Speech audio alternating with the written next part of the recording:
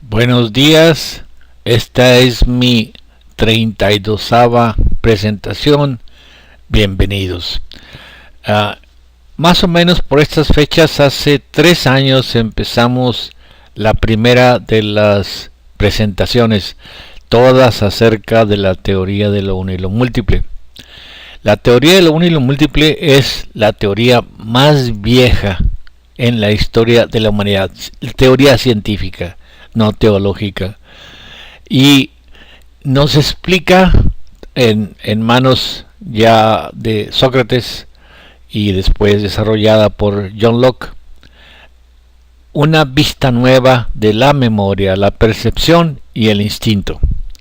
Entonces hemos estado desarrollando esas vistas y desde unas presentaciones atrás nos opusimos formalmente a la comparación de del cerebro con un computador, mientras que la teoría de lo uno y lo múltiple no supone que la mente esté en el cerebro, sino en el eidos, la parte colectiva de nuestra naturaleza.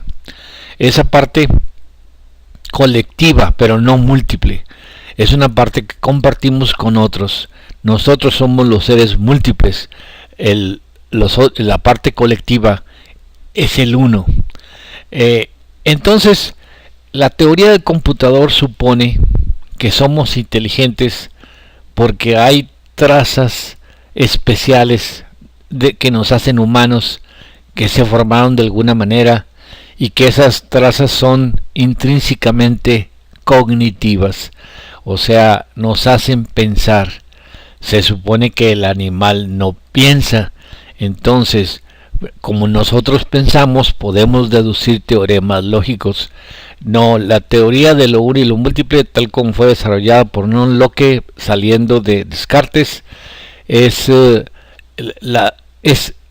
una cosa muy distinta. El animal tiene memoria, pero la memoria la maneja el programa, entonces nos da la apariencia que no tiene un pensamiento como el nuestro y nosotros creemos que pensamos libremente, cuando que no, nada más recordamos lo que decimos. El habla suple al programa, entonces resulta que el pensar tiene limitaciones y también tiene amplitudes. Una de las amplitudes es la memoria es absoluta, pero en la memoria en el animal está regida por el programa, mientras que la memoria en el hombre da lugar a un truco. Mientras que sea percepción es idea simple, mientras que sea idea simple es indeleble, entonces se puede desarrollar en base a la memoria un montón de tecnologías, pero la tecnología no aumenta las ideas complejas, que básicamente las ideas complejas son la inteligencia. Entonces, creo que es bueno hacer teorías solo si nos llevan a algún lado, solo si estas teorías se oponen a otras teorías preconcebidas o ya que se han tomado como dadas, se han tomado por garantizadas. La teoría de que el cerebro trabaja como un computador, que entre más memoria mejor, y que somos especiales dentro de la naturaleza, cuando que no, somos unos seres anómalos. Entonces, la pregunta es, ¿hacia dónde nos lleva la tecnología? La teoría del computador dice que estamos en los albores de un crecimiento, una evolución del pensamiento, una evolución de la mente. Y sin embargo, la teoría de lo uno y lo múltiple nos lleva a creer que estamos al borde del colapso como especie. En este grabado más o menos podemos ver la diferencia entre la teoría de la conciencia según San Agustín, Locke, Hume, Bergson y la analogía con un computador, que es la más común. En la analogía del computador, la que está a la derecha, La conciencia es producto de conexiones neuronales genéticamente predeterminadas. ¿Quién las determinó? Pues Dios. Porque aparentemente la chispa de conciencia, decimos, es más una poesía que una teoría. La chispa de conciencia apareció en algún punto de la evolución del hombre, y esa chispa de conciencia no le fue dada a ningún otro animal, nada más al Homo sapiens. Entonces, según esto, pensamos porque las conexiones neuronales nos permiten, en la analogía del computador, realizar una tarea. O sea, ¿qué importa quién las diseñó? ¿Por qué están ahí? Las redes neuronales nos permiten hacer tareas y recordar. El recuerdo es una percepción que recorre una vía, que llega a un punto, y que si se vuelve a recorrer la vía que llega al punto, aparece el recuerdo. Entonces, ¿cómo es que el recuerdo aparece cuando que muchas veces el recuerdo aparece sin necesidad de estimular la vía? Eso no lo dice. Simplemente se conforma con decir que somos los seres con más cerebro, así que el cerebro es importante. No explica, por supuesto, el hecho de que el Homo neanderthalensis haya tenido un cerebro mayor que el Homo sapiens. No explica el hecho de que muchas veces el cerebro está severamente destruido, como en los casos de la hidrocefalia crónica, y sin embargo el paciente, mientras hable, puede llevar una vida casi normal. Por lo visto, el habla es esencial para poder desarrollar las capacidades culturales. Si traemos a un indígena australiano y a un indígena africano y los ponemos desde niños en una casa europea, yendo a universidades europeas, con padres europeos, desarrollan la cultura igualito que hacen los locales europeos. Sin embargo, si lo traemos ya tardía, ya no se puede desarrollar. ¿Por qué hay ese límite de aprendizaje? La teoría no lo dice, puesto que en la infancia las conexiones están menos firmes, están menos maduras y deberían ser mejores cuando de adultos, pero no explica eso. Ahora, en la conciencia, según el marco atemporal, pensar o recordar, dice Sócrates. O sea, el pensamiento es un recuerdo. En el animal, el acto de un hecho es lo que es un recuerdo. Entonces, si el animal hace algo, lo recordará durante su vida.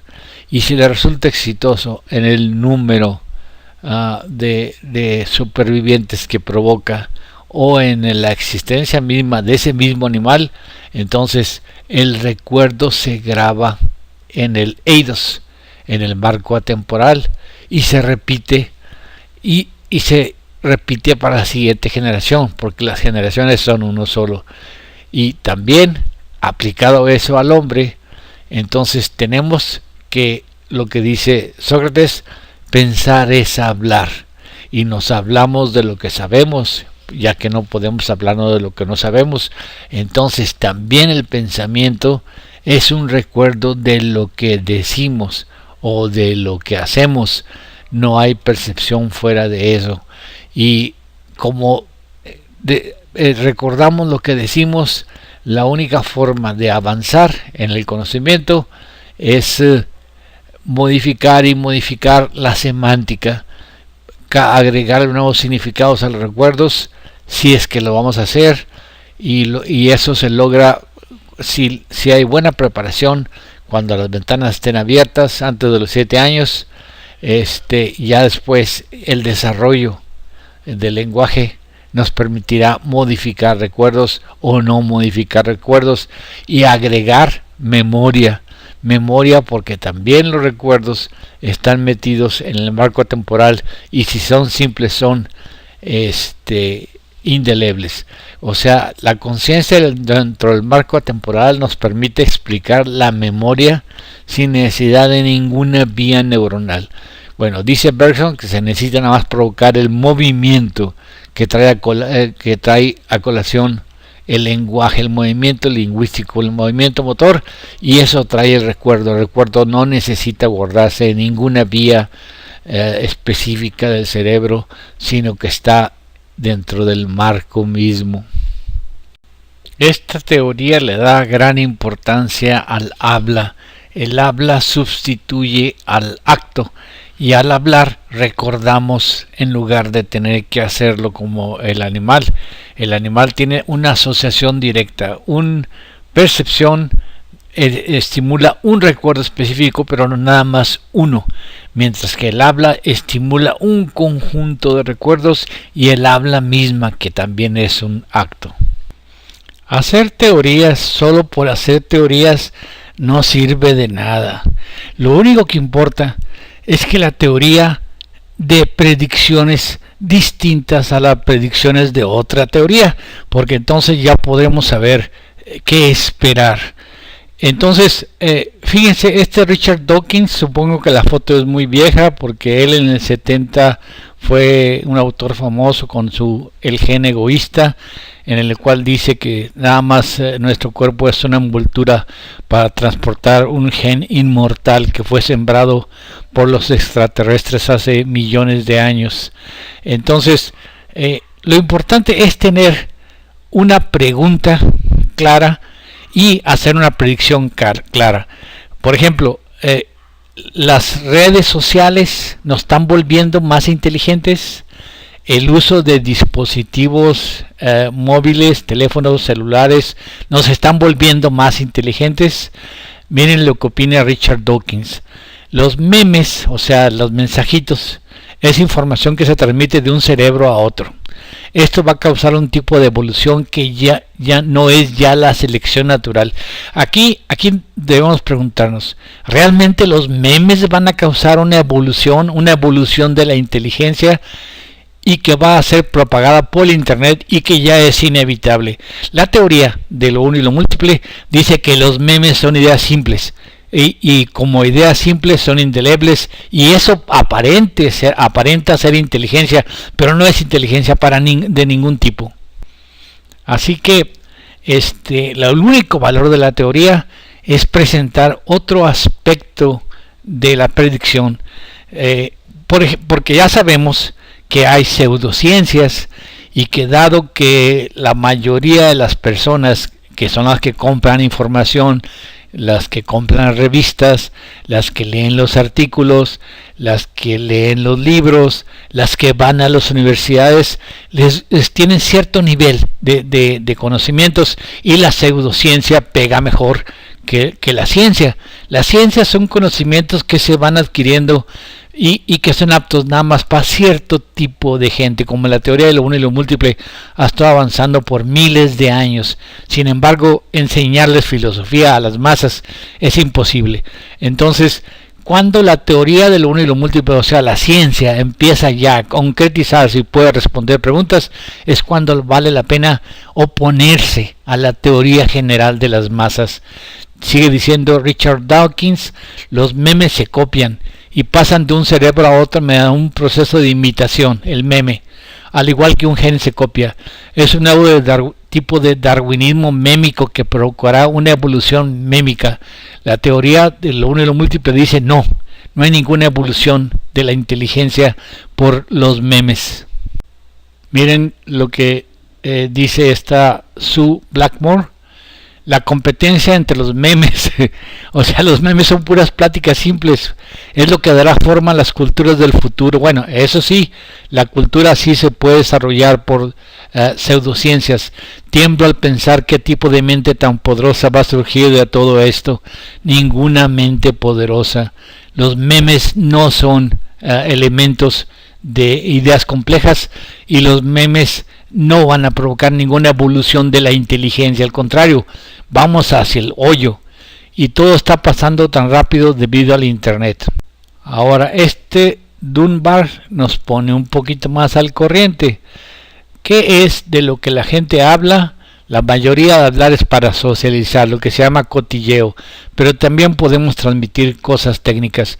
O sea, el meme es nada más conocimiento superficial, no implica para nada el desarrollo de ideas complejas. Este es un esquema de la doctrina de las ideas de Locke que hemos estado presentando con ligeras modificaciones desde la tercera de las presentaciones. Locke divide las ideas en dos tipos, simples y complejas. Las simples son pasivas, no provocan fatiga. Todos los animales tienen nada más ideas simples. Las ideas complejas son activas, causan fatiga. Son combinaciones de ideas simples entre sí.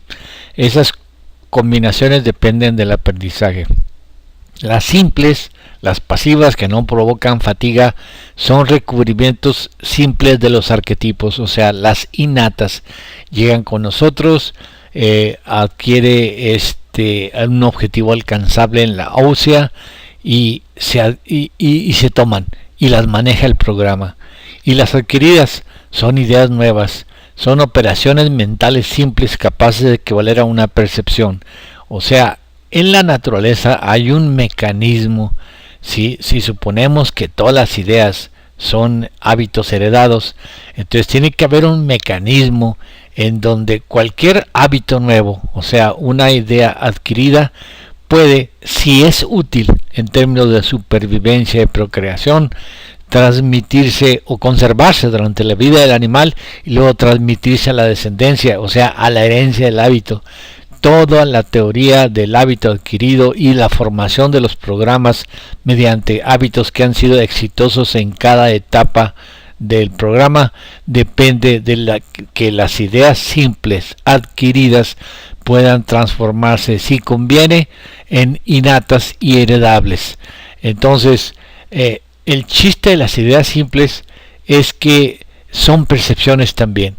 Y resulta que ciertas fases de la técnica o muchas fases de la técnica son también percepciones, y todas las ideas simples, por el hecho de representar al arquetipo o de estar pegada directamente o indirectamente al arquetipo, las hace indelebles. Por eso no cansan. Son un tipo de asociación muy ligera, muy breve, un tipo de asociación ya sin más complicaciones que no cansa y que se pueden seguir y por lo tanto pueden desarrollar técnicas complejas, complejísimas, como desarrollar una nave del espacio, desarrollar esto, desarrollar lo otro, y mientras se tenga todo a la vista y equivalga todo a una percepción, los planos están continuamente presentes en el tipo que lo está desarrollando, la memoria es absoluta, entonces los planos son absolutos y nos parece que esa es una equivalencia del pensar abstracto, pero no lo es. El pensar abstracto corresponde a una percepción, también es una percepción, pero es una percepción muy compleja, es una percepción en la cual se tiene en cuenta la finalidad, el fin de un acto en sí. O sea, vemos algo y nos podemos imaginar, es como una epifanía, tener la capacidad de imaginarnos una consecuencia. Entonces las percepciones complejas son ideas que nos metieron en la infancia, que se están desarrollando y que nos permiten desarrollar el equilibrio entre nuestros deseos e instintos, o sea, los instintos simples, y lo que debemos conducirnos para una vida mejor. Esas combinaciones que nos hacen prever en el futuro distante las consecuencias y nos hacen comportarnos incluso en contra de nuestros instintos. Eso es lo que es inteligencia, el control de las ideas simples. Y muchas veces, si el control consiste en desarrollar un argumento complejo, causan fatiga. Este es el mecanismo de pensar de Darwin. Nada más lo presento para que vean cómo son idénticos básicamente los dos mecanismos. Darwin también divide los pensamientos en simples y complejos. Los simples, dice él, no causan fatiga y son innatos y adquiridos, y los pensamientos complejos causan fatiga. Ahora, debido a que el pensamiento simple no causa fatiga, Darwin lo achaca a que son automatismos, no requieren conciencia. Entonces los innatos son automatismos que nacen con el individuo, o sea, los instintos, y los adquiridos son automatismos que en general cualquier objeto perceptible puede ser sujeto a tener un significado ya inscrito, un significado ya adquirido. El canto de las aves, sonidos. Un mirlo puede imitar muchas aves durante los periodos de cortejo. Entonces un perico puede imitar muchos sonidos sin que nada implique el uso de algún tipo de lógica más que de pura costumbre e imitación. Y la imagen del hombre puede ser adquirida y temerle. O sea, Darwin decía que la imagen del hombre, todos los aves de Inglaterra temen al hombre, y todas las aves de Inglaterra cantan, mientras que en la Patagonia las aves no cantan y no le temen al hombre, porque una imagen adquirida, una percepción, ya se ha vuelto innata en Inglaterra y aún no se ha alcanzado eso en la Patagonia. Los pensamientos complejos causan fatiga, según Darwin, porque es salirse de los automatismos y usar las diferentes percepciones fuera de las secuencias aprendidas y acostumbradas. Ahora, al mismo esquema de las ideas de Locke, metámosle la causa de, o sea, el mecanismo subyacente a las ideas simples y el mecanismo subyacente a las ideas complejas. Las ideas simples, ya que son percepciones, porque lo que dice que todo lo que tenemos en la mente es una percepción, y toda operación mental simple que equivale a una percepción también está ahí, y son indestructibles. ¿Por qué? ¿Por qué son indestructibles? Porque participan del carácter del arquetipo. Por participación con el arquetipo, todas las ideas simples son indelebles, y ahí es donde se mete la memoria. Ahora, la memoria no necesariamente implica una simplicidad absoluta, al contrario, es una asociación, es un tipo de asociación, pero un tipo de asociación muy directa. El canto de las aves puede ser aprendido, como decía Darwin, la imagen del hombre puede ser relacionada con un peligro, como decía Darwin, a través de las generaciones, y entonces la asociación es directa, y también una ecuación matemática que se pueda estar viendo en el momento de estarla realizando, también es una percepción percepción, y por lo tanto puede ser indeleble. O sea, el hecho de poder meter ecuaciones, números, figuras a la percepción hace que podamos realizar operaciones intelectuales sin que esas operaciones intelectuales correspondan a una idea compleja. ¿Qué cosa es una idea compleja? La idea compleja son combinaciones de ideas simples entre sí. Esas combinaciones dependen del aprendizaje. O sea, básicamente es la semántica que se inicia en la vida temprana y que después se desarrolla. Esa capacidad semántica, porque es lo único que podemos corroborar que cambia en la vida temprana, es el alcance de los objetivos primarios del programa y la amplitud que alcanzan esos objetivos a los 7 años, va a ser que ya para los 7 estén completos y de ahí se pueda comprender cosas complejas. La semántica es la que nos hace a comprender pensamientos abstractos, y si no se adquiere las bases de eso en la infancia, ya no se van a adquirir. Esta diapositiva fue mostrada desde la tercera presentación. Dice lo mismo, no hemos cambiado de opinión. Números, ecuaciones y letras son ideas simples si son percepciones. Por lo tanto, si son ideas simples, son indelebles. Dice Charles Darwin, hay una diferencia entre tener memoria y tener imaginación. Aquí ya Darwin se da cuenta que la memoria no es parte de las ideas complejas. Las ideas complejas las llama aquí él imaginación. Jones dice que hay gente muy limitada de intelecto, sin ningún sentido común, o sea, locos totalmente, que logra multiplicar grandes números y que son muy buenos jugadores de ajedrez. Memoria. Peacock dice que los matemáticos no tienen un razonar profundo, y lo que dice Peacock se aplica actualmente, y no pueden conservar varias cosas a la vez en la mente, lo cual es necesario para tener un buen juicio. Esa es precisamente la idea compleja de Locke. También esta fue presentada en la tercera de discursos. Si el samán solo puede tener ideas simples, ¿cómo es que calcula?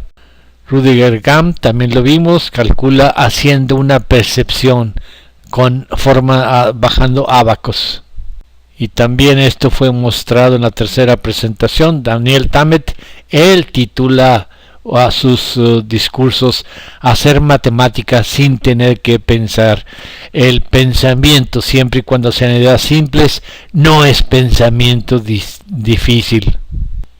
En la anterior presentación nos vimos tentados a cambiar a la semántica por el arrastre, porque definitivamente hay un arrastre. En un ser atemporal hay un arrastre de todo, y lo que se percibe de niño se arrastra hasta la vida adulta. No existe realmente la conciencia. Entonces dijimos una cosa importante. A la memoria simple sufre arrastre, pero la memoria simple permanece intacta. Nada más es sujeta a arrastre, pero permanece intacta. En cambio, la semántica se va arrastrando, y el arrastre de la semántica hace que el significado se complique. Si no tenemos de niños un incentivo para que el significado se complique, o sea, la religión, por ejemplo, se aprende nada más de niños, no se puede aprender de adulto.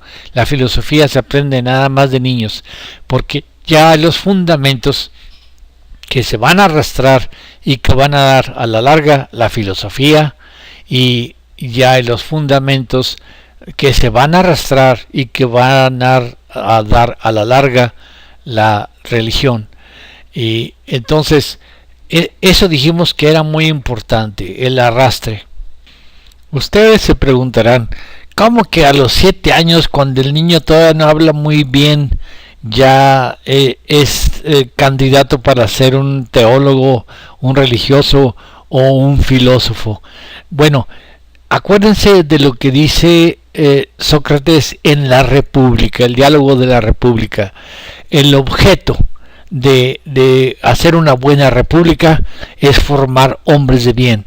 ¿Y cómo se forma un hombre de bien? Enseñándole al niño la perfección de cuando es a un niño, cuando tiene edad tierna y no puede resolver ningún problema por sí mismo, pero va a arrastrar esa edad toda su vida.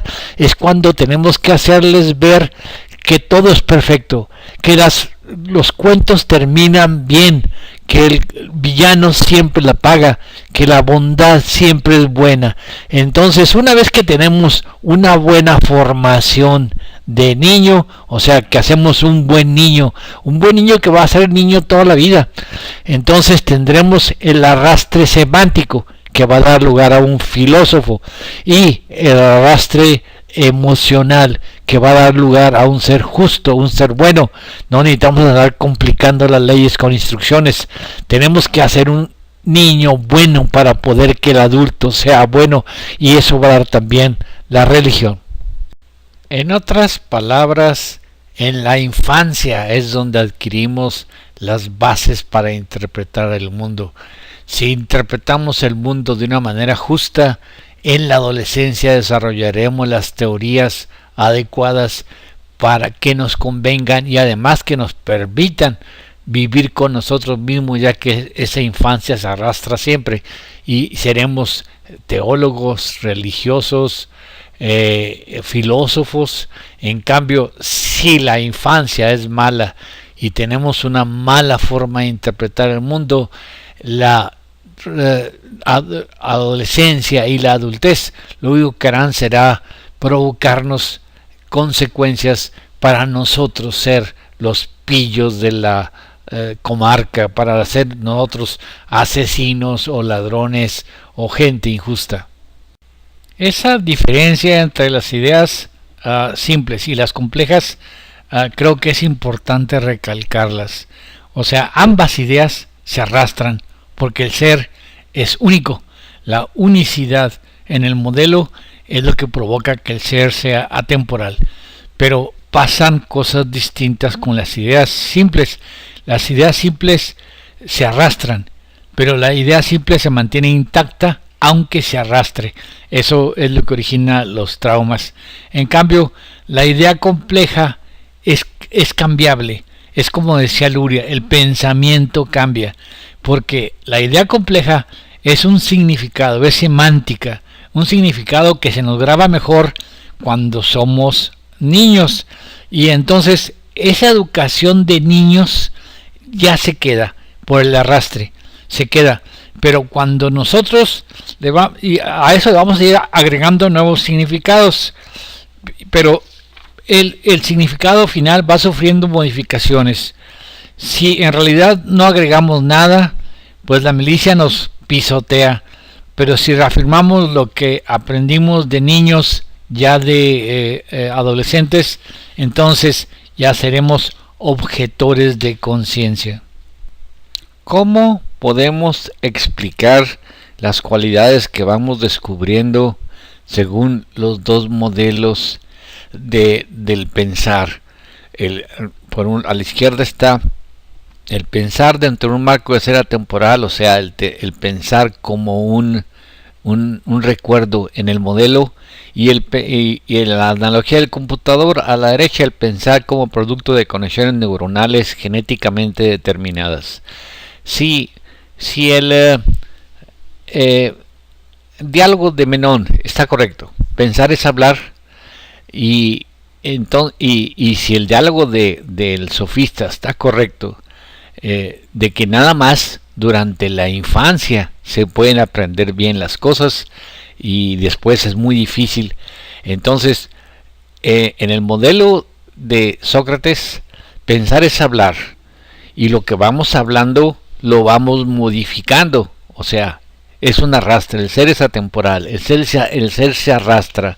Lo de niño se va quedando ahí, pero se va arrastrando, se va modificando. La semántica cambia, eso es lo que dice Luria, el pensamiento cambia, pero eso no implica que el ser no se arrastre. Las conexiones y las múltiples asociaciones se van arrastrando de tal manera que lo que decimos actualmente, o sea, lo que hablamos ahorita, no es consciente. ¿Por qué? Porque hay demasiadas proyecciones dentro de lo que decimos, producto del arrastre, y esto es lo que estamos hablando ahora, una cosa inconsciente. Mientras que la analogía del computador, del pensar como conexiones neuronales genéticamente determinadas, yo creo que cómo puede, por ejemplo, la pregunta del Parménides, póngale un diálogo, y si el pensar fuera intrínsecamente del cerebro, porque tenemos un cerebro especial deberíamos entender el diálogo y sin embargo no lo entendemos porque no tenemos ningún recuerdo del diálogo. Esa dificultad de adulto para poder entender diálogos complejos se entendería con este modelo. Además, esas conexiones neuronales, ¿por qué no trabajaron en la infancia? ¿Por qué se están continuamente modificando? Y al final de cuentas, ¿quién las produjo? Porque sabemos que las conexiones del computador que lo hacen trabajar como un computador, los algoritmos los hicimos nosotros, los técnicos que diseñaron el programa, pero ¿quién diseñó las conexiones del humano para que fuéramos humanos? ¿Dios? Pues eso no es ciencia, eso es teología.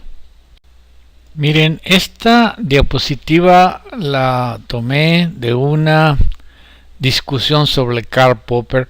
A Karl Popper ya lo habíamos mencionado y decíamos que probar lo importante del pensamiento de él, de su falseabilidad, que es un concepto difícil de entender. De hecho no lo entiendo claro, pero dice que no es posible tratar de probar una teoría porque las pruebas las saca la teoría, o sea, la teoría provoca sus propias pruebas. Entonces tratar de probar una teoría no nos sirve. Fíjense lo que dice este comentario, según esto sacado de Karl Popper. La ciencia se caracteriza por ser racional, y la racionalidad reside en el proceso por el cual sometemos a crítica y reemplazamos o no nuestras creencias. Bueno, pues la teoría de Sócrates dice que no es cierto, no se puede someter a crítica ninguna idea. ¿Por qué?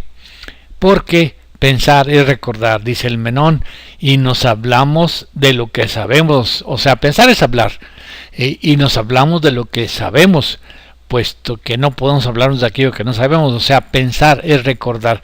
Nada más lo que tenemos dentro es lo que podemos nosotros discutir. Y entonces, para someter a crítica una cosa, nosotros tenemos que tener las dos teorías juntas para poder tener a una y reemplazarla o no por nuestras creencias. Y dice este comentario sobre Karl Popper: la refutación consiste en deducir las consecuencias observables y ponerlas a prueba. Sócrates dice: no es cierto, no se puede más que refutar nuestras propias creencias. Si falla la consecuencia, la hipótesis queda refutada y debe entonces rechazarse. Esta cosa parecería muy sencilla, suponiendo que tuviéramos un ente cognoscitivo, o sea, que una teoría es posible de ser refutada. Entonces la refutación para ellos es ponerlas a prueba y deducir las consecuencias. Eso no es posible. Nosotros nada más nos acordamos de lo que sabemos. Y si dice aquí, si la teoría es refutable, es descartada. Si la teoría no es refutable, podemos aceptarla provisionalmente. Se me hace que eso de refutación lo sacaron del extranjero o del sofista, pero ahí la refutación no es suponiendo que somos entes cognitivos y podemos ver las fallas de una teoría. No es posible. Somos entes memoriosos, nada más podemos ver cuando nosotros nos contradecimos a nosotros mismos, cuando se nos mete un recuerdo y se nos mete un recuerdo que contradice nuestros propios recuerdos, entonces esa es la refutación, es la técnica socrática. Dice en el sofista: el adulto cree saberlo todo. La refutación consiste en acorralarlo y hacerle decir por él mismo el discurso sobre las cosas que él cree conocer y que realmente no conoce. Entonces, basándose en que él mismo dice, hay que hacerlo cotejar sus opiniones con otras que él mismo ha dicho en el mismo discurso, sobre las mismas cosas, para que vea que se contradice. La refutación en el extranjero de Lea, o sea, según es expuesta, es una refutación interna. Uno tiene que refutar sus propios recuerdos. No existe ninguna lógica intrínseca que nos haga entender un argumento. Ya lo decía un pensador inglés muy viejo, cuando se nos presenta un artículo, un argumento lógico, pretenderemos que lo estudiamos con cuidado, pero inmediatamente lo rechazaremos. Sin embargo, si va con nuestros instintos, o sea, nuestras creencias simples, lo aceptaremos sin chistar. Ese es Bertrand Russell. Pero volvamos a la diapositiva que estábamos revisando, porque aún no terminamos con ella. Entonces, las ideas simples no provocan fatiga y son sujetas a arrastre, pero las ideas simples, el arrastre nada más las conserva, no las modifica, no opera sobre ellas, y como ya dijimos, incluso pueden formar traumas, recuerdos que se nos quedan, y que la conciencia, o sea, la conciencia es el modo de manejar las cosas, el modo de operar. Entonces la conciencia no puede alcanzarlas y están ahí, siempre afectándonos, siempre moviendo. En cambio, en la semántica, o sea, la capacidad discursiva, la capacidad de hablar, que podría ser también llamada sintáxica, pero en el sentido en que la uso yo es semántica. La sintaxis es el modo de organizar las frases, pero aquí la capacidad semántica es el significado. Entonces el significado sí cambia, y eso no lo incluye la sintaxis. El significado cambia y eso es debido al arrastre. Una misma frase empieza a cobrar nuevos sentidos que ya no son cubiertos por la sintaxis, y sin embargo sí son cubiertos por la semántica, la capacidad semántica, o sea, manejar significados. Eso depende del arrastre, y como decía Luria, el pensamiento cambia, y cambia porque la semántica vuelve a usar un concepto y lo maneja y lo maneja y lo maneja, y se logra conceptos abstractos, abstracciones. Ahora, al mismo esquema que hemos estado usando, metámosle lo que estamos aprendiendo de los aborígenes australianos y de los niños japoneses aprendiendo matemáticas. En el esquema del pensar dentro de un marco temporal se entiende que el pensamiento cambia, porque primero tenemos el arrastre, la memoria, el pensamiento que es original, verbal, o sea, y que es ya una idea compleja. Entonces el arrastre hace que la idea compleja vaya cambiando de significados y significados cada vez más, hasta que al fin se alcanza un pensamiento muy complejo, pensamiento abstracto. Pero entonces el niño aborigen es muy bueno al jugo de Kim, o sea, con pensamientos simples, ver qué es lo que cambió cuando le tapan los ojos y le mueven los artículos en el esquema, en los tableros, qué cambió a qué está en su sitio incorrecto. Ese es un pensamiento simple, y después son incapaces de pasar la primaria, secundaria en escuelas blancas, y también entonces o sea, no son capaces de desarrollar semántica, no son capaces de cambiar el pensamiento. El pensamiento de ellos tiene muchos problemas para cambiar a pensamientos abstractos, porque no manejan la gramática. Todos los blancos en el juego de Kim hablan, ellos no hablan. Ellos es pura percepción pura, puro pensamiento simple. Ahora, ¿qué gramática tiene los japonesitos que están viendo una fórmula? Ninguna. O sea, no puede haber ningún arrastre, no puede haber ninguna modificación. Las fórmulas siguen siendo tan simples como eran cuando las vieron, la conclusión solamente puede alcanzarse a través de seguir viendo las mismas fórmulas.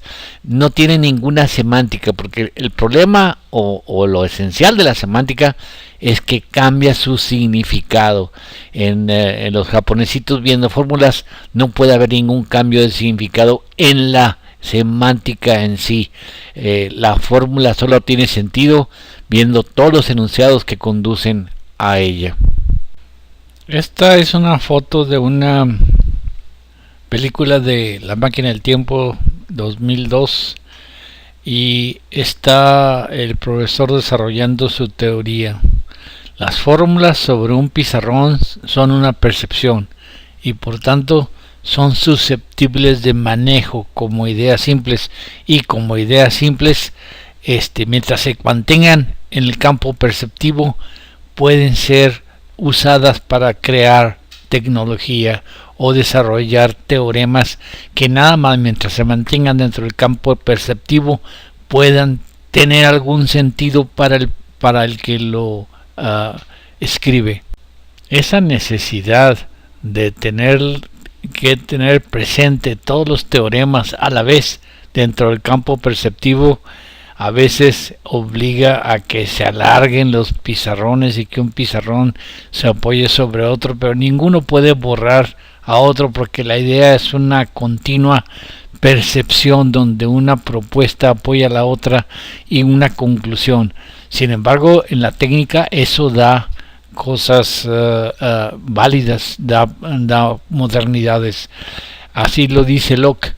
La reflexión, o sea, las operaciones mentales simples, contiene también ideas simples que se pueden contemplar como cualquier otra imagen externa.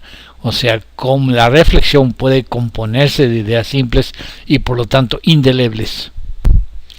Más adelante Locke se explica un poco más ampliamente. La mente está provista de un gran número de ideas simples, comunicadas por los sentidos según estos las descubren en las cosas externas. O sea, la idea simple es una percepción, ya sea auditiva, óptica, etcétera, pero es una percepción. O al reflexionar sobre sus propias operaciones, aquí la palabra reflexión es importante. Ya desde la tercera presentación habíamos dicho que era difícil explicar exactamente lo que es reflexión. Es lo que no la cita muy frecuentemente, pero lo pone en las ideas simples y dice: la reflexión, a pesar de que para nosotros reflexionar sería una idea compleja, la reflexión no, es una idea simple para Locke. Y dice: la gente que no sabe lo que es una reflexión, ni 100 volúmenes le ayudarían para que la entendiera. Entonces nos deja bailando el concepto como algo que ya es bien sabido en su época por la gente que él frecuenta. Pero aquí vemos lo que es la reflexión. Al reflexionar sobre sus propias operaciones, o sea, toda operación mental merece el nombre de percepción, según Locke. La mente advierte que un cierto número de estas ideas simples constantemente van juntas. Es una expresión completa. La reflexión sigue siendo idea simple, aunque conste de muchas cosas, siempre y cuando se haya automática la asociación.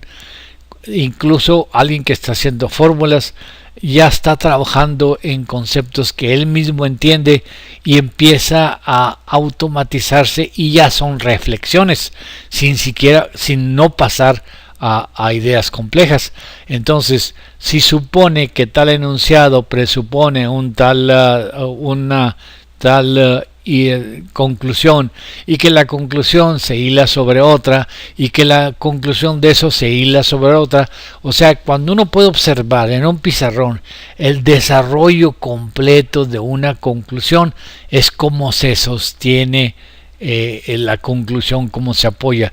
Por supuesto, explicarse la otra va a ser muy difícil, porque hay que explicarle todo el desarrollo, y nada más una gente acostumbrada a eso va a poder seguir el desarrollo. Pero la gente que al final logra una conclusión no puede borrar del pizarrón los primeros enunciados, porque todos los enunciados suponen uno al otro, se apoyan uno en el otro. Dice, al presuponer que estas ideas pertenecen a una sola cosa y como las palabras se adaptan a la comprensión común y se emplean para agilizar la expresión de tales ideas se designan así unidas entre ellas con un solo nombre al cual tendremos a expresarlo y tomarlo como una idea simple, aunque realmente es una combinación de muchas ideas juntos. O sea, la percepción puede complicarse mucho y sin embargo seguir siendo idea simple y por tanto indeleble. Miren, esta diapositiva es igual a las que hemos estado presentando, pero aquí está subrayado la palabra reflexión. Así se presentó, subrayada en la tercera presentación.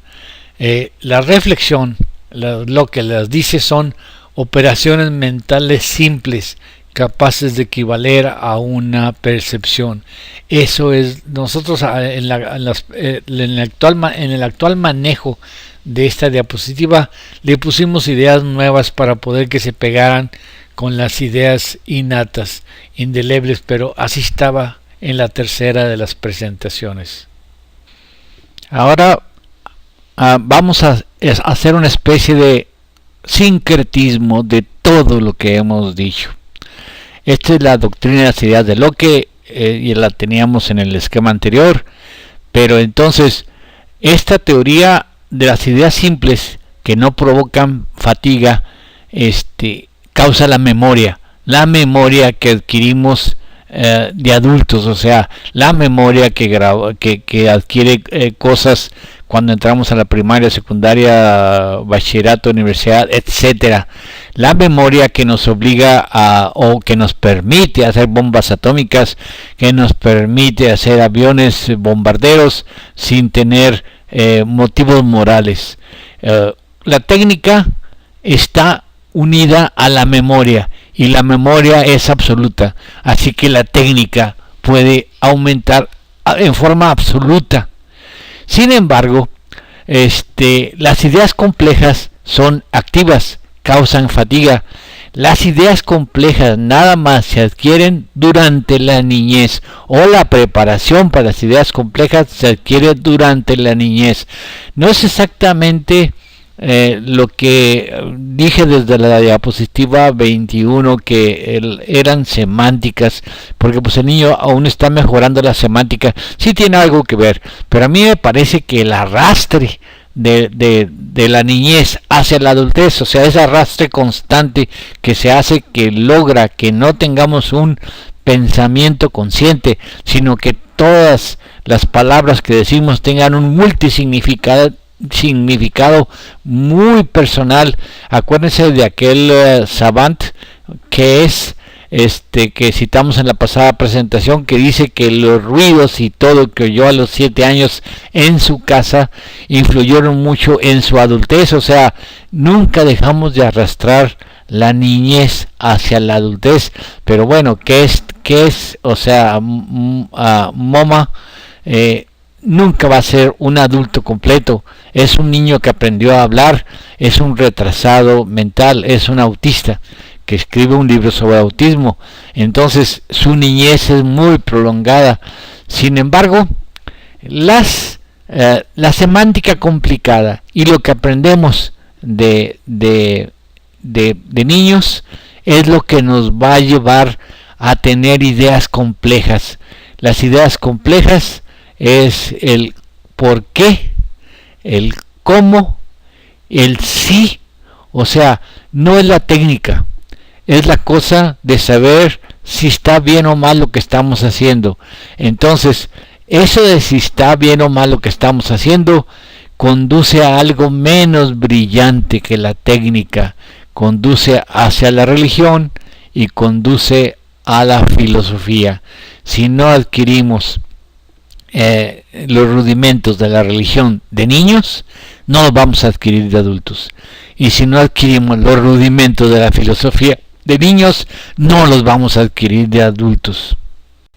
Es fácil de entender que de niños nos puedan meter la religión, porque no sabemos separar lo real de lo imaginario, y entonces podemos imaginar, o se nos puede meter un Dios que nos castiga si hacemos cosas malas y nos premia si hacemos cosas buenas.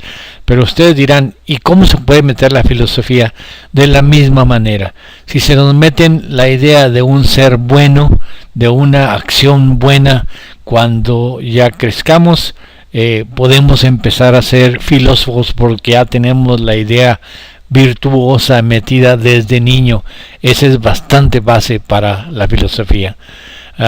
Vamos ahora a discutir cosas de lo que hemos dicho, apoyándonos en un video que tiene muchas vistas y se llama ¿Qué es un algoritmo? Está hecho por Magic Markers 2015 y el subtítulo es La clave detrás de lo de Google, Facebook, Waze, iOS y todo lo relativo a un computador. Dice, el mundo digital está lleno de cosas cada vez más asombrosas. ¿Cómo se hacen posibles todas esas nuevas tecnologías? El GPS, Wi-Fi, los sensores, los microchips.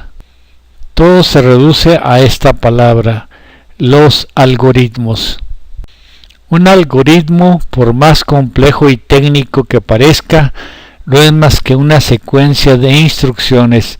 Se le hacen una pregunta válida en los términos del algoritmo, ahí están las instrucciones y se da una respuesta en los mismos términos. ¿Instrucciones para qué? Para lo que sea, dice la presentación. Lo importante es que las instrucciones se sigan al pie de la letra. Uno no puede no tener ni idea de lo que está haciendo y con tal de que se sigan los pasos precisos va a llegar al resultado correcto. Lo increíble de los algoritmos es que nos permiten obtener resultados sin entender lo que estamos haciendo, aunque también nos permiten comunicar a otros tareas complejas sin tener que explicarles el por qué. Recordemos a Aristóteles, el maestro sabe el cómo y el por qué, mientras que el operario nada más sabe el cómo. Eso siempre lo hemos necesitado, pero eso nos resulta ahora particularmente importante porque ahora tenemos un interlocutor, o sea, el computador, que no sabe absolutamente nada de nada, pero que es perfectamente capaz de seguir instrucciones millones de veces por segundo. Eso ocurre porque ahora tenemos computadores. Aquí abajo dice programación, el arte de convertir las cosas que hacemos a lo que quisiéramos hacer en una secuencia de instrucciones que un computador pueda procesar en un algoritmo. Y para ello se utilizan lenguajes lógicos con variables, funciones, ciclos, etcétera, tales como Java y otros. Eso nos lleva a una situación incómoda de la historia. El que sigue instrucciones, el computador, puede darse el lujo de no entender lo que está haciendo, pero el que diseña las instrucciones, el programador, tiene que tener un nivel de comprensión muy profundo. Aquí es donde vamos a meterlo. ¿Qué tal si el programador no tiene ningún nivel de comprensión profunda? ¿Y qué tal si es nada más pura memoria? Sigue diciendo el video. Y si es difícil darle instrucciones a un ser humano, es decir, a alguien quien ya procesa su propia información, esa es una creencia, que procesamos toda la información imposible, nada más recordamos y procesamos lo que recordamos y recordamos lo que hemos aprendido, así de sencillo es, por sus propios medios. Al computador se le debe de dar miles de veces más instrucciones, pero todas siguen siendo instrucciones sencillas. Miren aquí, se le tiene que especificar lo que se está hablando al robot. O sea, para un ser humano es muy fácil decirle, para hacer té llena una tetera, pone la estufa, préndela y cuando haga un ruido ya sirve el té.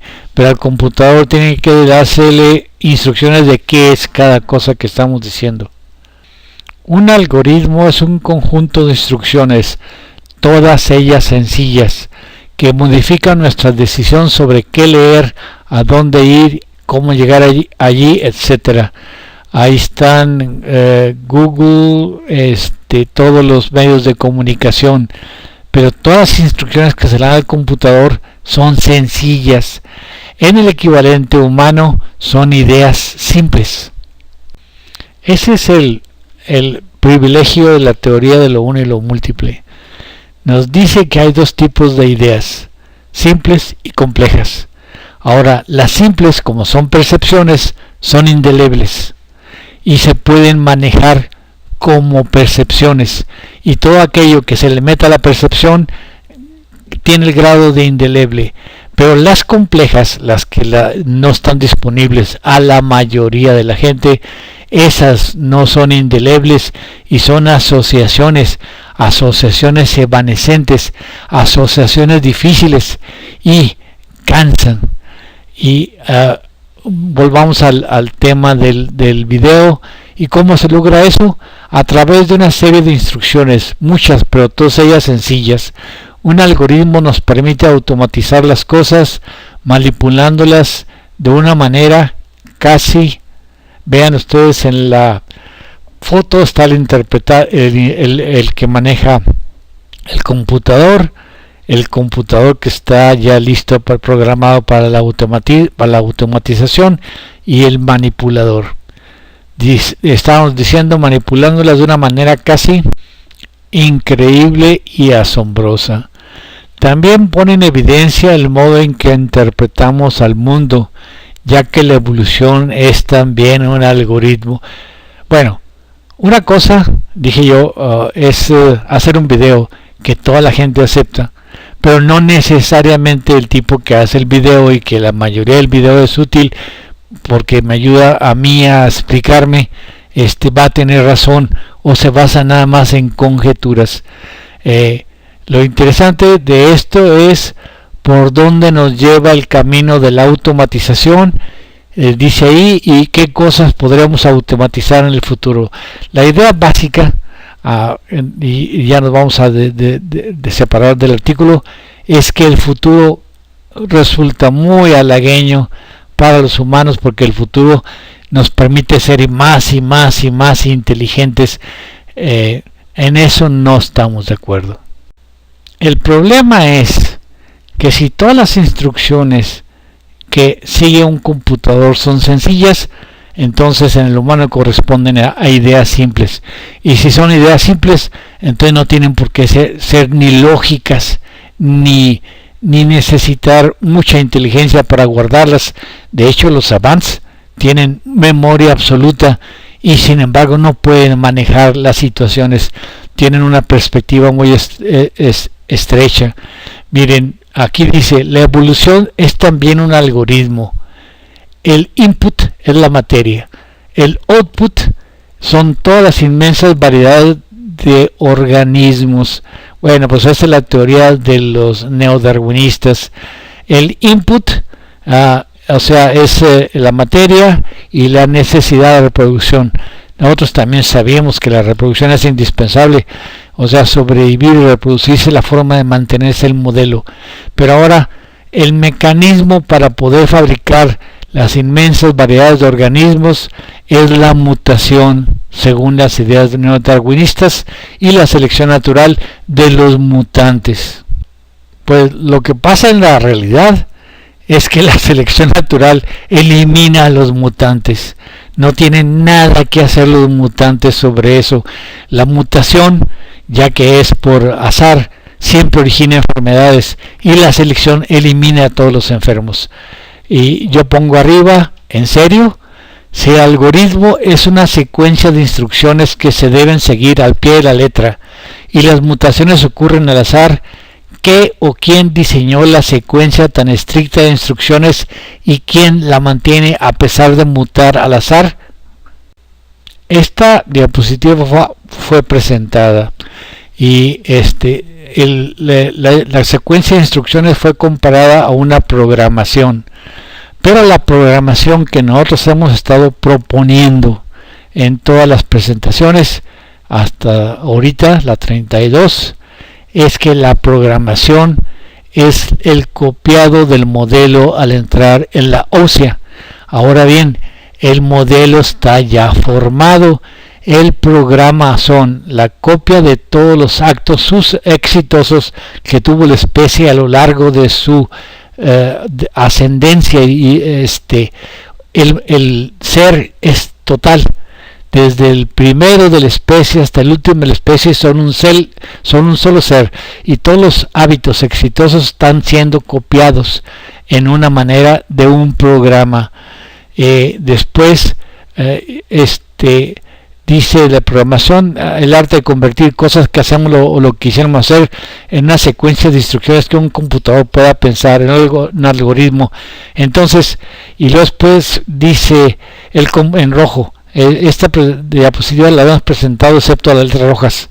El computador puede darse el lujo de no entender lo que está haciendo, pero el programador tiene que tener un nivel de comprensión muy profunda. Aquí hay un problema. ¿Quién es el que programó la programación, o sea, el programa que se está copiando en la ósea? O sea, para nosotros no es ningún Dios. Para nosotros es el modelo que se está copiando en la forma de un programa. Y yo arriba digo, aquí se compara el conjunto de instrucciones con un programa, igual que nosotros. Pero nuestro programa se forma por herencia del hábito y solo, no necesita ningún Dios. Debemos entender de esto que el programador, o sea, el programador tan inteligente y tan seguro de lo que está haciendo y autor del algoritmo es Dios. Yo no tengo ningún problema con la religión. De hecho, yo insisto en que la religión debe ser enseñada a los niños. No hay estados laicos. Los niños no tienen capacidad de discutir asuntos fuertes, y todo lo que se grabe en la infancia va a ser llevado hasta la edad adulta. Entonces el niño debe aprender religión, porque la religión es la base de la ética y de la moral. Pero una vez que ya se pasa de la infancia y ya no necesitamos creer en Dios para portarnos bien, entonces ya podamos darnos el lujo de pensar. Y en el pensamiento de la gente adulta no necesitamos teología. La filosofía no tiene ningún contacto con la teología, y no necesitamos creer que el algoritmo fue creado por Dios. Ya lo decía Spinoza, todo hombre, mujer y niño pueden ser obligados a obedecer las reglas mejores para la sociedad, pero no pueden ser obligados a ser sabios. Entonces, cuando podemos forzarlos a obedecer cosas buenas es en la infancia. En la infancia tienen que creer en Dios. Ya después quedan a su libre albedrío. Acordémonos de las frases de Sócrates en la República, en el diálogo de la República, donde dice que a todo niño debe enseñársele solo cosas buenas. En la forma que está hecha la República, dice él, no debe haber corruptos, no debe haber malos, no debe haber crímenes, no debe haber cosas feas. Ya el futuro va a encargarse de él, pero su alma no está, de enseñarse otra cosa, pero su alma aún no está bastante madura para saber las cosas horrorosas de la vida. Y lo mismo dice Baruch Spinoza. Dice Quinto Curcio que no hay medio más eficaz para gobernar a la muchedumbre que la superstición. Para tal efecto se ha cuidado mucho de rodear a toda religión de grande aparato y culto pomposo, para darle peso y producir gran respeto. Lo que, dicho sea de paso, fíjense en esta frasecita, dicho sea de paso, estamos hablando que los escritos de Baruch Spinoza fueron póstumos y él se publicaron allá por 1670. Miren lo que dice de los musulmanes. Lo que, dicho sea de paso, ha hecho que entre los turcos toda discusión sea un sacrilegio, y tan lleno el individuo está de tantas supersticiones que no hay sitio alguno para la razón ni aun para la misma duda. Eso es la diferencia entre el cristianismo moderno y el islamismo. O sea, el islamismo es una religión de certezas, punto. Alá dice esto, Alá dice el otro, el imán tiene poder absoluto para decir lo que quiera en nombre de Alá. Y nosotros, en cambio, en el cristianismo podemos discutir las cosas. O sea, sí, definitivamente a los niños tiene que enseñársele religión. Los estados laicos no existen.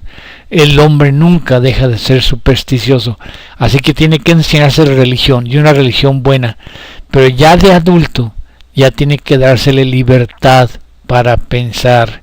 Sin esa libertad estaríamos como están los islamistas. La superstición es enemiga mortal de la vida racional. ¿Es acaso que la fe no puede defenderse sin abdicar los hombres de antemano a la razón y sin evitar caer en la más absoluta ignorancia? Esta diapositiva ya la habíamos presentado. Es acerca de la curva de aprendizaje y cómo los primeros años posibilitan mucho el aprendizaje de ideas complejas, y cuando no se obtienen ya para los 7 años, ya no se obtienen después. ¿Y por qué es eso? Bueno, la teoría de las trazas no resuelve el problema, porque las trazas neuronales aún están inmaduras en el niño y por supuesto madurarían más en la adolescencia y la adultez. Sin embargo, los años que pasamos en la primaria, secundaria, bachillerato, universidad, etcétera, no sirven de nada, no cambian la médula del individuo, la personalidad, sino es pura memoria, o sea, pura ideas simples. ¿Por qué? Porque las ventanas están abiertas a muy temprana edad y se están llenando ya con los objetivos alcanzables en la ósea. Entonces ya para los 7 años ya están todos completos, y a partir de ahí ese va a ser el fundamento para poder que alcanzamos ciertas metas, o va a ser la carencia de ese fundamento la que va a hacer que no alcancemos esas metas. A la derecha se lee: el lenguaje no es un subproducto de la inteligencia. El lenguaje es la inteligencia misma. Es obvio. La teoría del Tetetes, o sea, la teoría de Sócrates, dice: si no le metemos nada, no tenemos nada. O sea, eso explica a la gente muy idiota de países de subdesarrollados, que tienen sin embargo las mismas conexiones que los occidentales, y que si se meten en una escuela occidental desde niños desarrollan su misma inteligencia. Aquí vemos la enorme diferencia de las ideas simples y las complejas privativas del hombre, y las simples compartidas por el hombre con los animales. Entonces, las dos son percepciones, tanto las simples como las complejas, y por lo tanto recuerdos. O sea, recordemos el Tetetes: pensar es hablar, y nos hablamos de lo que sabemos, ya que no podemos hablarnos de lo que no sabemos. O sea, cuando nos meten información, ese habla interiorizada se convierte en un recuerdo. La percepción, de hecho, ya es un recuerdo. Pensar es recordar. Ya hemos explicado esto en otras diapositivas. Entonces, en las ideas simples, los recuerdos o asociaciones son sencillas, directas. O sea, ya sea que sean innatas, por ejemplo, el canto de las aves, o cosas que son recubrimientos de los arquetipos. El ave canora en la época de reproducción canta y puede captar un sonido, una percepción, y imitarlo, porque está en la época en que puede imitar un sonido.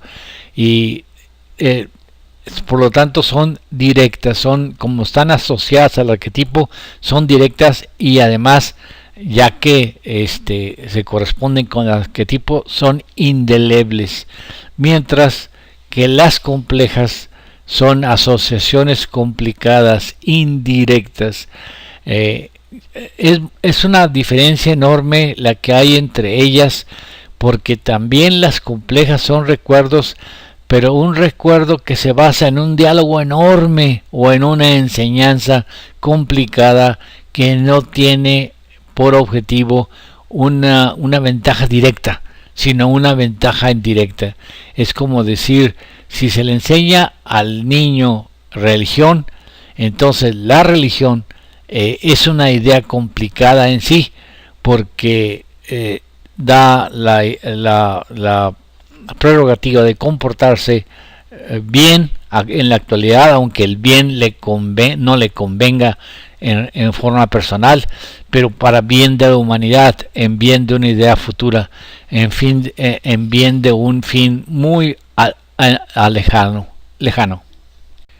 Dice Sócrates, la virtud es lo que hace a un hombre grande y puede ser enseñada. La bondad es una virtud moral y este es el más grande saber. El bien es la idea suprema y la maldad es la ignorancia de esa idea. El que obra mal es porque ignora el valor social del bien y solo sigue sus impulsos. Ahí está el problema. La mayoría de la gente es ignorante y no sabe el valor social del bien, y la mayoría de la gente sigue sus impulsos y los impulsos son manejados por el gobierno. Creo que tenemos que empezar a encerrar las ideas complejas, porque las ideas complejas son enseñanzas que nos compelen a hacer un bien en vistas de un bienestar general futuro. Entonces no tienen ningún valor biológico. Las ideas complejas no tienen valor para el individuo, solo tienen valor para la sociedad. Dice Platón en su diálogo de la República o de lo justo, dice: el hombre justo, si llega a ocupar un cargo público, será detestado por sus amigos, pues no se prestará a irregularidades, y si antepone los intereses de los demás a sus propios intereses, quedará arruinado. En cambio, el hombre injusto se enriquecerá y vivirá con lujos, rodeado de amigos que compartirán su poder. Lo único que le quedará al hombre justo será el saber que hizo las cosas bien, lo cual para el hombre injusto será bien poco y sin importancia. La injusticia es mucho más provechosa y poderosa que la justicia, ya que orienta todas las cosas hacia nuestro propio interés y nuestro propio provecho. O sea, biológicamente hablando, de la supervivencia de los más aptos, la injusticia es mejor que la justicia. Entonces, las ideas complejas, ya cercándolas, son ideas que sirven para el bienestar común, no para el individuo. Así que básicamente las ideas simples, las indelebles, son egoístas y están realmente dedicadas a prestar ayuda a ser el más fuerte o el más apto. Tiene que haber alguna razón para esto. Por ejemplo, un hábito exitoso se copia y se hereda. Entonces, las ideas simples, egoístas, se copian y se heredan. Tienen que tener mucha fuerza, mientras que las ideas complejas, según el pensamiento de Sócrates, es sobreponerse a nuestra naturaleza egoísta y desear del bien común en conjunto. No tiene ninguna ventaja real, sino solo una ideal. La capacidad de alcanzar ideas complejas no está al alcance de toda la gente, sino solo de las minorías, y por supuesto no está al alcance de las que gobiernan un país y tienen poder. El poder, dice un pensador, el poder corrompe, y el poder absoluto corrompe absolutamente.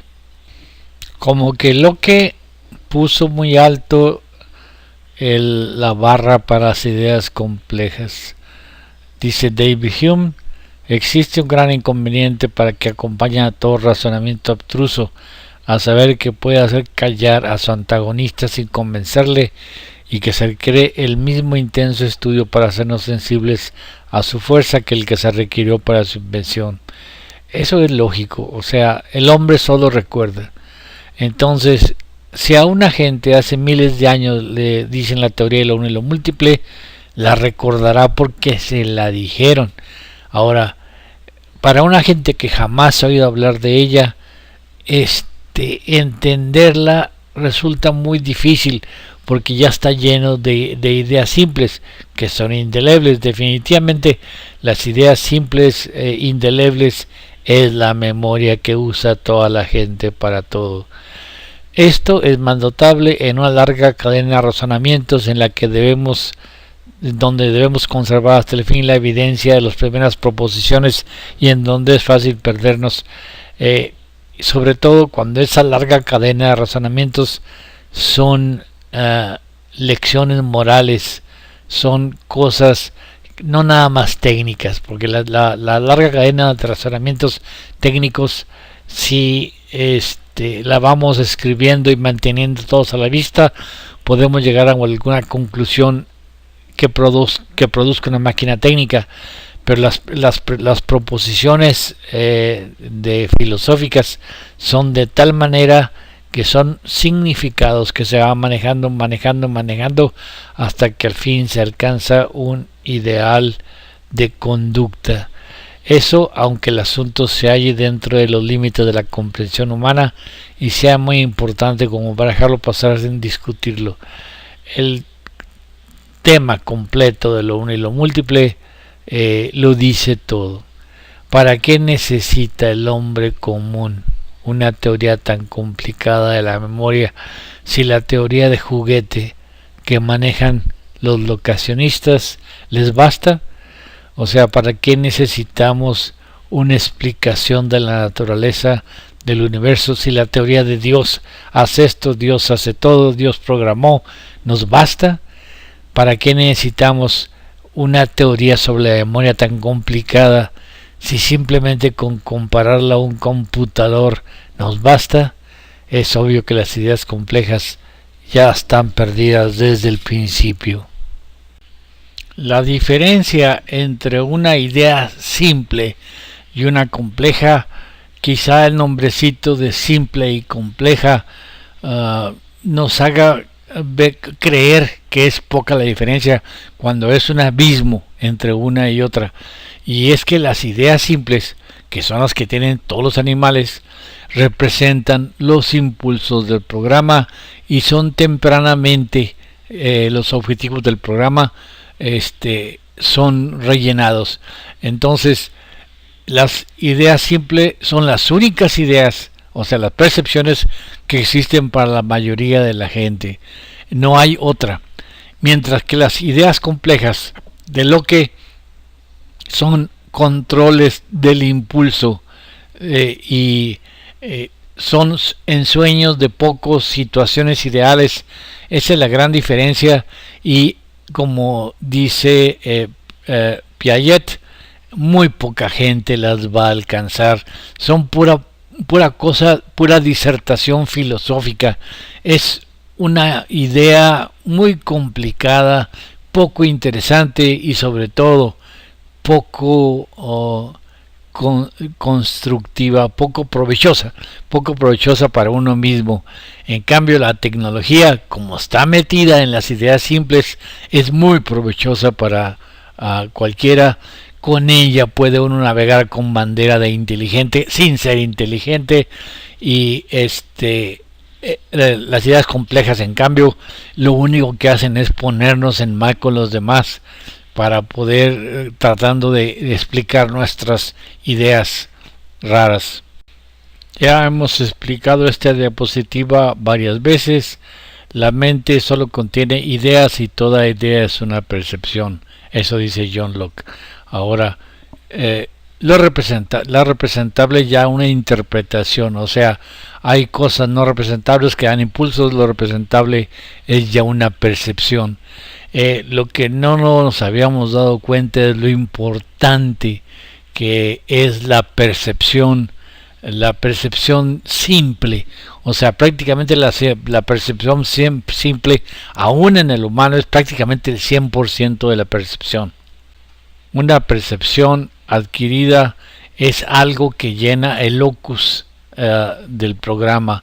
Las ideas innatas, o sea, el programa, el arquetipo, va a empezar a recubrirse de alguna cosa o algún objetivo alcanzable la ósea, entonces es cuando se da la percepción. Pero la percepción tiene una enorme ventaja, porque la percepción simple es total, indeleble. Entonces ya tenemos el esquema, o sea, el animal tiene memoria absoluta y allí en la percepción simple, y nada más tiene el animal percepción simple, ahí se da la técnica, mientras que la persona normal habla, y el habla le provoca un manejo de los recuerdos, un manejo del programa, pero aún el habla puede volverse automática y ser idea simple y manejarse como idea simple.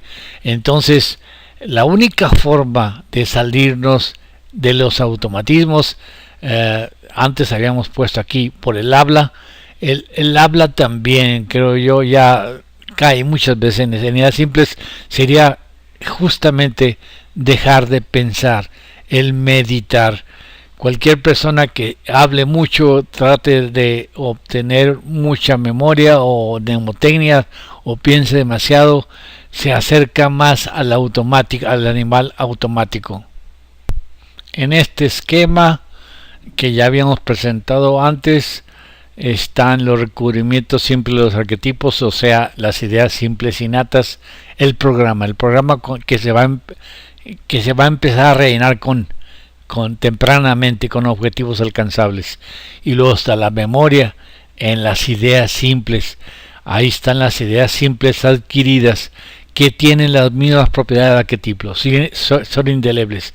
¿Sí? Este es el esquema de Rafe Scherer, y con él pusimos las remembranzas, que es el nombre de Rafe Scherer, que equivaldrían a lo que en ese tiempo pensamos que eran las ideas complejas, remembranzas, pero más bien ya me estoy contraviniendo. Se me hace que la idea compleja es demasiado abstracta, aunque la idea compleja es la que forma el ego actual. O sea, hay un deseo de estar adaptado. Entonces ese deseo de estar adaptado a la hora hace que nos olvidemos de muchas cosas y nos concentremos en ciertos recuerdos. Ese es el ego actual. Eso es lo más complejo a lo que podemos llegar. A eso le llamamos conciencia.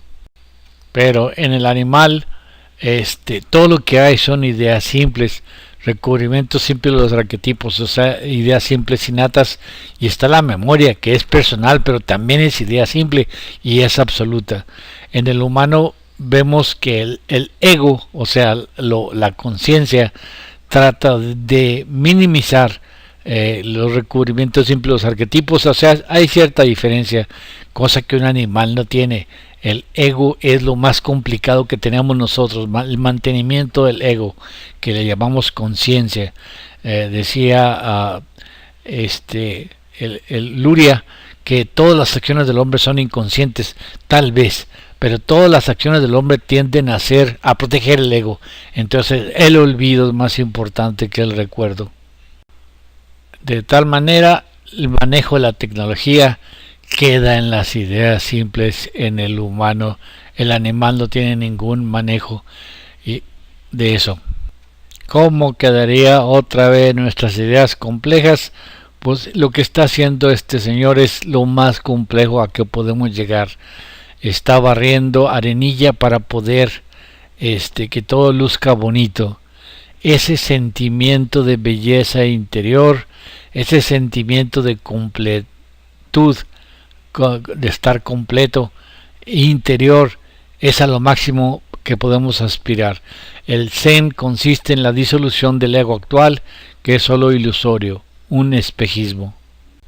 No más imagínense lo que está haciendo este hombre. No tiene ya ganas de cambiar el mundo, no tiene tristezas, no tiene alegrías, más que en ver lo que está haciendo, en cumplir su tarea. ¿A qué más podríamos aspirar más que a disfrutar la paz interior del momento actual? El Zen consiste en ver, tocar, oír, gustar, sentir, estar aquí ahora con nosotros, o sea, prácticamente volver a nuestra naturaleza animal primaria.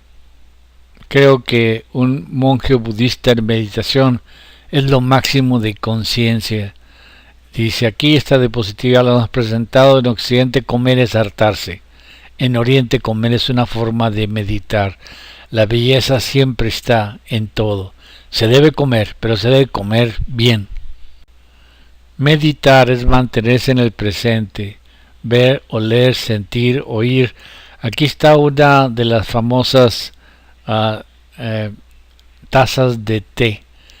El que va al Sashen, o sea, las iluminaciones en 7 días garantizadas, tiene muchas dudas, y cada vez que le pregunta al maestro sus dudas, el maestro le invita a tomar una taza de té. El problema es, o el chiste es, que las dudas no existen, deben disolverse.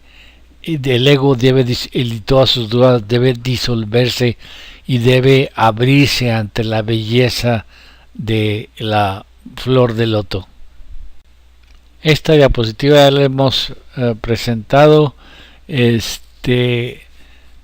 Decía que la memoria da representaciones estables, y la memoria es despertada por el hábito motriz. O sea, el hábito motriz es el que crea al ego, pero el ego y el hábito motriz dan representaciones inestables, y sin embargo esa representación inestable es todo lo que podemos abarcar como conciencia o denominar como conciencia.